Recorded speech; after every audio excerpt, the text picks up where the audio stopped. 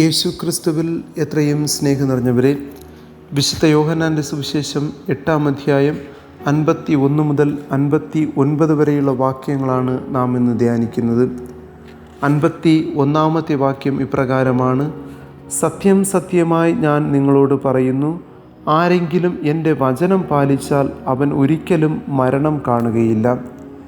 കർത്താവിൻ്റെ വചനം പാലിച്ച് ജീവിക്കുന്നവർക്ക് ലഭിക്കുന്ന അനുഗ്രഹങ്ങളിൽ ഏറ്റവും പ്രധാനപ്പെട്ട ഒന്നാണ് മരണമില്ല എന്നുള്ളത്.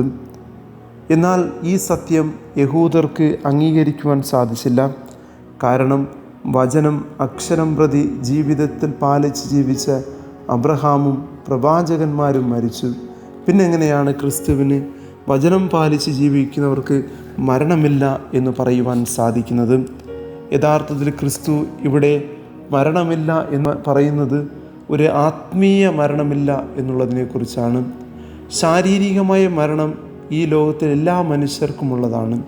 എന്നാൽ ഈ ശാരീരികമായ മരണം നമ്മുടെ മുൻപിലേക്ക് വച്ച് നീട്ടുന്ന രണ്ട് സാധ്യതകളുണ്ട്.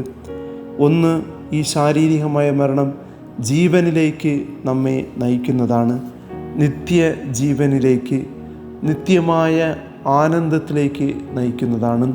അതേസമയം തന്നെ വചനം പാലിക്കാതെ ജീവിക്കുന്നവരെ ഈ ശാരീരികമായ മരണം നിത്യനരകാഗ്നിയിലേക്കും നിത്യനാശത്തിലേക്കും നയിക്കും.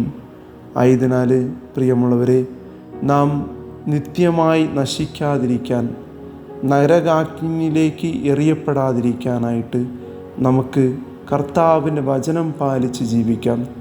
കർത്താവിൻ്റെ വചനം പാലിച്ച് ജീവിക്കുന്നവർക്ക് ഒരിക്കലും മരണമില്ല. അവർ എന്നേക്കും സ്വർഗത്തിൽ സ്വർഗീയ പിതാവിൻ്റെ പക്കത്തിൽ സന്തോഷത്തോടുകൂടി ജീവിക്കുമെന്നുള്ളതാണ്. ആ ഒരു അനുഗ്രഹം, മരണമില്ലാത്ത നിത്യജീവിതം സ്വന്തമാക്കുവാനായിട്ട് നമുക്ക് പരിശ്രമിക്കാം. അതിനുവേണ്ടി നമുക്ക് പ്രാർത്ഥിക്കുകയും ചെയ്യാം.